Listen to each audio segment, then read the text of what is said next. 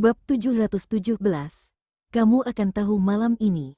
Saat Ezra mendengar kata-katanya, kebahagiaan terpancar dari tatapan matanya. Tetapi dengan cepat dia menjadi tenang lagi. Tidak boleh, Ezra menggelengkan kepalanya dan menolak. Tunggu sampai tubuhmu pulih sepenuhnya. Aku tidak selemah itu, asalkan kamu tidak melakukannya sampai larut malam atau subuh, gak apa-apa kok. Kina mendekati telinganya, mengambil napas dalam-dalam dan berkata dengan suara lembut. Aku juga pengen kok. Ketika Ezra mendengar ini, tubuhnya langsung menegang, merasakan bagian bawahnya langsung jadi lebih mengeras.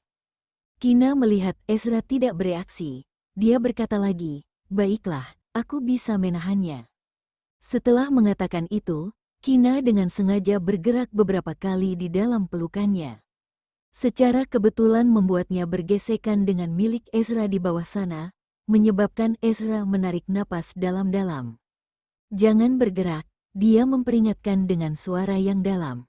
Wanita kecil ini semakin nakal. Oh, jawab Kina berpura-pura tenang. Ia tersipu dan ketika mencoba bangun lalu berdiri, dia dipeluk erat oleh Ezra dan tidak bisa bergerak. Kalau gitu, lakukan saja apa yang barusan kamu bilang. Ezra membenamkan wajah di lehernya, suaranya yang berat terdengar sangat pelan.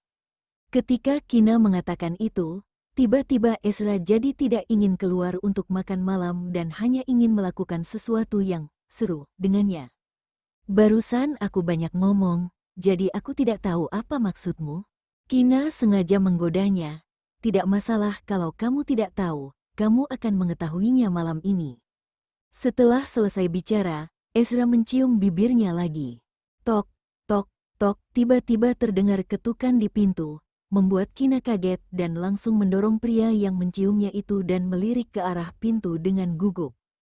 Jangan khawatir, aku sudah kunci pintunya. Ezra menepuk punggungnya untuk menenangkannya. Mommy, nenek tanya kamu dan Daddy sudah siap belum? Kami sudah siap untuk pergi. Clayton yang ada di luar pintu bertanya sambil teriak. Kina bergegas menyeka bibirnya dengan kapas basah, menghapus bekas lipstik yang berantakan dan akhirnya menepuk pundak Ezra.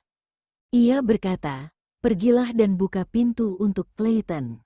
Menurutmu aku bisa pergi dan buka pintu untuk Clayton dengan keadaan seperti ini? Ezra sedikit bergerak, supaya Kina bisa dengan jelas merasakan ada yang tegang di bawah sana. Kina berdiri dari pangkuannya dengan wajah memerah. Kamu menyingkirlah, aku mau memperbaiki makeupku. Ezra berdiri dengan tenang, mengambil napas dalam-dalam dan menekan hawa nafsu di tubuhnya. Ketika Kina selesai dengan makeupnya, milik Ezra di bawah sana sudah lemas dan akhirnya keluar dari kamar seolah-olah tidak ada yang terjadi, merangkul Kina dan turun. Ada kakek ditambah orang tuanya, juga keluarga kecil mereka yang terdiri dari 3 orang, membuatnya jadi agak sempit. Orang tuanya juga menyiapkan beberapa hadiah dan Ezra memilih untuk naik mobil Lincoln Plus. Ketika mereka tiba di hotel, ayah Kina dan ibu Kina juga Kevin sudah datang dari tadi.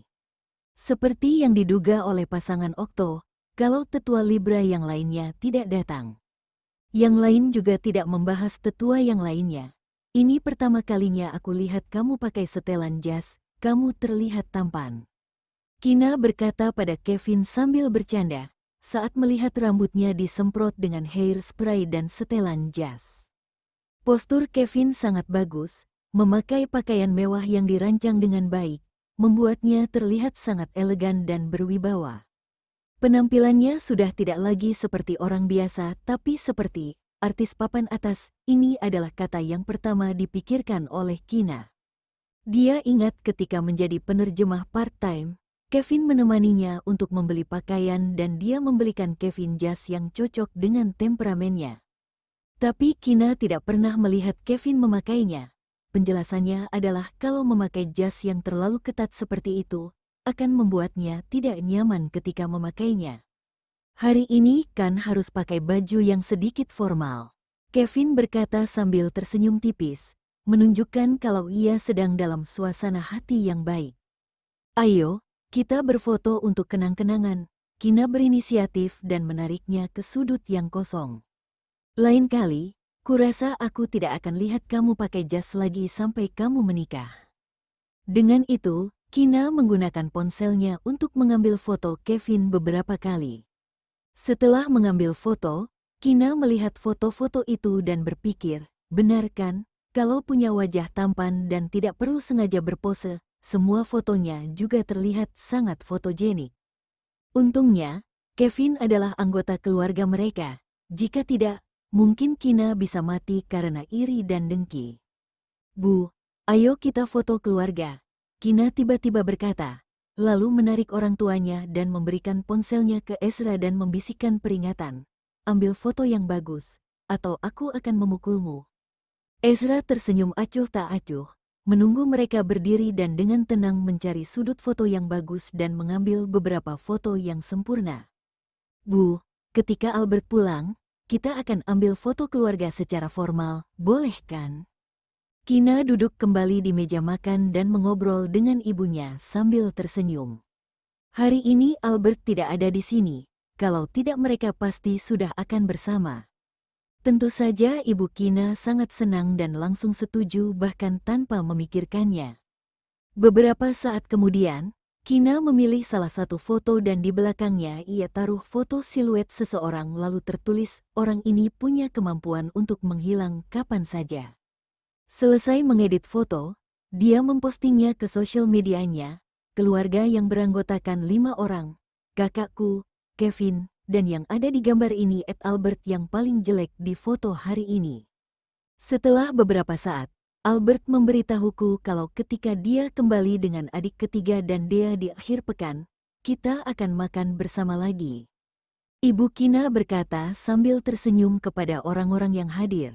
Sampai sekarang, dia masih merasa seperti sedang bermimpi tentang Kevin yang ternyata adalah putranya. Oke, ketika Albert pulang, tolong Ibu Kina bantu bertanya kepada Albert kapan dia berencana untuk datang ke rumah kami, untuk makan malam formal. Bantu juga untuk mengatakan hal-hal yang baik tentang tuan muda ketiga kami. Aku juga akan minta tuan muda ketiga untuk berbicara dengan Albert, kata Kalenia sambil tersenyum tipis sambil menahan ketidaksabarannya. Awalnya dia berencana untuk membiarkan tuan muda ketiga membawa pulang Albert untuk makan malam, tapi kemudian ada insiden Bella yang terjadi. Sekarang insiden itu sudah berlalu selama beberapa waktu.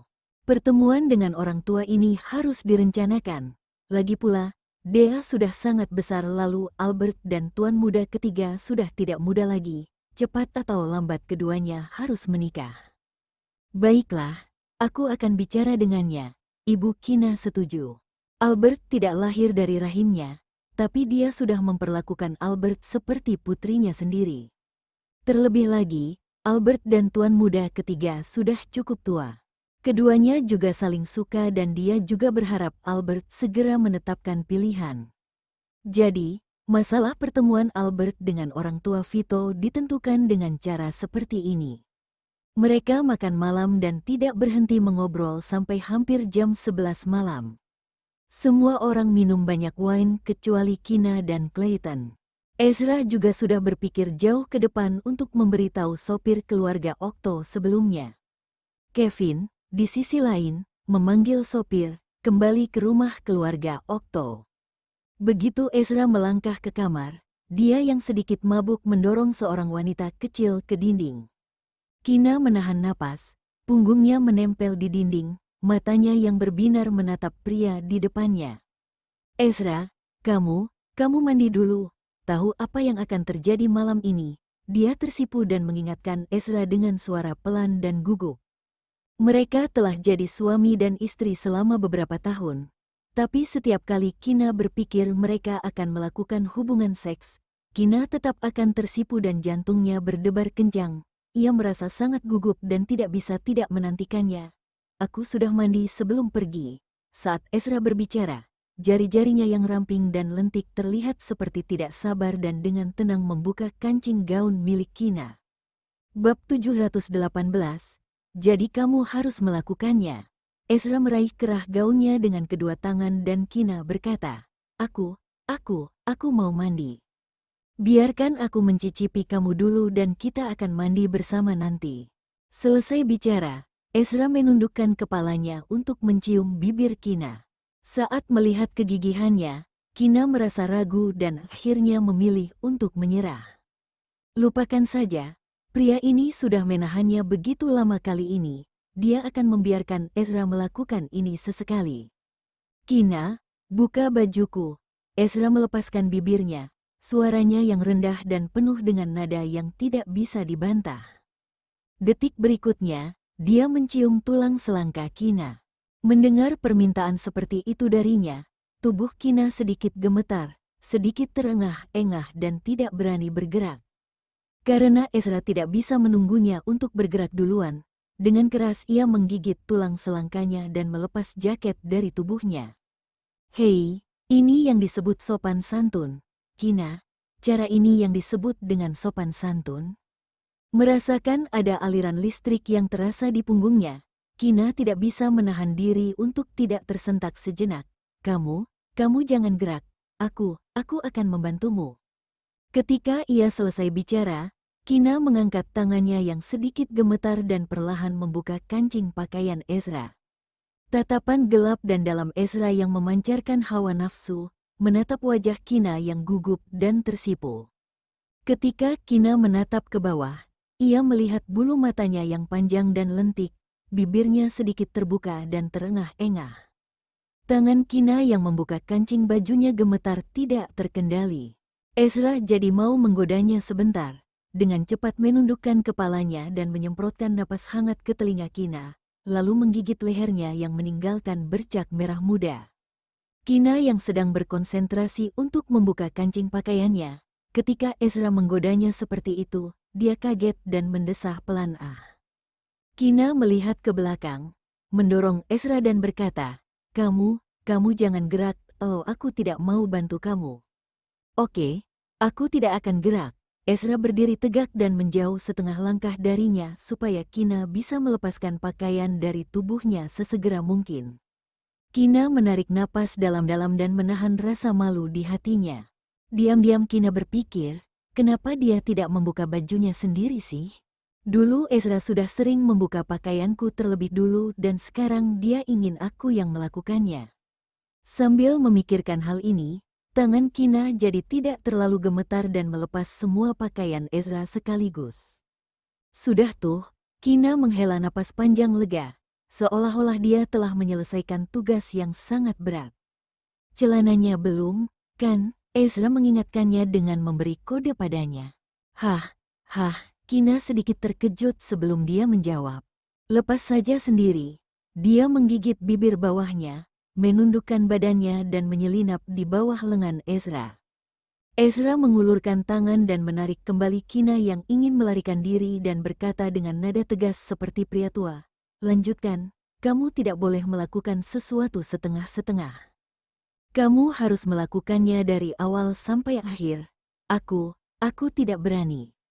Kina menyembunyikan tangannya di belakang punggungnya, pipinya sangat panas sehingga dia tidak berani menatap Ezra. Ezra seperti serigala jahat besar yang menculik Little Red Riding Hood, dengan suara lembut dan menggoda untuk membujuknya. Kenapa tidak berani? Ini kan cinta antara suami dan istri. Hanya Tuhan dan kita saja yang tahu. Lagian kita juga sudah melakukan hal yang lebih intim seperti ini berkali-kali. Kina, kamu tidak pikir pria yang menindas kamu berkali-kali berubah jadi raja karena pakaiannya berhasil dilepaskan olehmu dan hal ini sangat memuaskan untukku, loh. Kina, dia baru saja berpikir untuk melakukan itu untuknya, tapi sejenak Kina merasa malu. Sekarang saat mendengar Ezra mengatakan ini, hatinya sedikit tersentuh. Seolah-olah bisa melihat kalau Kina sedang goyah, Ezra terus mendorongnya. Ayo, aku tidak akan menolak apapun yang mau kamu lakukan padaku malam ini. Sejujurnya, Kina tidak pernah berani menatap ke milik Ezra di bawah sana secara langsung. Meskipun dia telah membantunya dengan tangannya sendiri sebelumnya, Kina merasa sedikit takut hanya karena merasakan ukurannya yang sebesar itu dan tidak berani melihatnya sama sekali. Karena sudah sampai titik ini, dia tidak akan mengecewakan Ezra begitu saja. Namun, Ezra juga tidak memaksanya untuk melanjutkan. Ezra menundukkan kepalanya, mencium bibirnya lagi, lidah mereka saling berkaitan. Ezra memegang pinggangnya yang kurus dengan satu tangannya dan satu tangan lainnya menyentuh bagian yang mudah membuat Kina terbakar hawa nafsu. Setelah beberapa saat, Kina yang terbakar hawa nafsu menjadi lemas, terengah-engah dan bersandar di lengan Ezra. Ezra tidak mau telapak tangannya terganggu oleh pakaian Kina, dan ketika Kina tidak bisa berpikir dan mencium dirinya, Ezra dengan mudah melemparkan pakaiannya ke lantai tanpa kesulitan. Akhirnya, Ezra menggendongnya dan berjalan menuju tempat tidur. Dengan lembut dia meletakkan Kina di tempat tidur yang empuk, membungkuk dan menindihnya. Ezra menahan hawa nafsu di tubuhnya dan dengan perlahan mencoba menyalakan hawa nafsu di setiap inci tubuh Kina, tetapi dia tidak mau langsung ke intinya. Dahi Kina dibasahi oleh keringat dan merasa tidak nyaman karena digoda olehnya. Setiap kali dia mengira Ezra akan memasukinya, ternyata itu hanya pikirannya saja dan Ezra tidak melakukan hal itu untuk waktu yang lama. Ezra, cepatlah. Kina memandang pria di atasnya dengan tatapan bingung, mengesampingkan egonya dan memohon belas kasihan. Jangan terburu-buru, dia juga sangat berusaha menahan hawa nafsunya, menarik telapak tangannya yang besar dari bagian bawah Kina. Nada suaranya sedikit kencang dan tertekan. Kamu, Kina hampir berteriak karena tidak tahan ketika merasa Ezra tiba-tiba menarik diri dan memukul dadanya dengan sedikit sedih. Kamu sengaja ya? Kamu benar, pintar sekali. Ezra bahkan mengakuinya dengan jujur. Dia memegang pinggangnya dengan erat, membalikkannya dan membiarkan Kina duduk di atas tubuhnya, terus memancing hawa nafsu di tubuhnya, berniat untuk melakukan hubungan intim. Ezra berkata, dulu aku terlalu memanjakanmu dan aku selalu melakukan yang terbaik. Malam ini, giliranmu untuk menyenangkan aku. Apapun yang kamu mau, lakukan sendiri. Kina ingin menangis dan memberitahu pria yang sangat menyebalkan ini, sudah jelas dia dulu yang memancing hawa nafsunya, tapi pada akhirnya Ezra mau dirinya yang melakukannya duluan.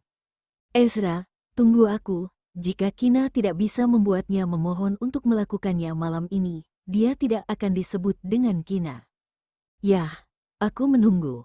Ezra terkekeh, berpura-pura baik dan berkata, Kina, kamu mau suamimu mengajarimu apa yang harus dilakukan selanjutnya? Pertama, kamu harus naik ke atas tubuhku dan duduk di atasku. Terus, diam. Kina memelototinya, mencoba mencari sesuatu untuk menutup mulutnya. Kalau gitu lakukan sekarang, pria yang licik itu berkata sambil berpura-pura tenang. Kina yang diprovokasi olehnya dan sedang diliputi hawa nafsu, dalam waktu singkat dia benar-benar memasuki milik Ezra ke dalam miliknya. Ketika Kina sedang bersiap untuk langkah selanjutnya, Ezra berbalik dan mengambil kendali. Kina, kamu sudah melakukannya dengan baik, serahkan sisanya padaku.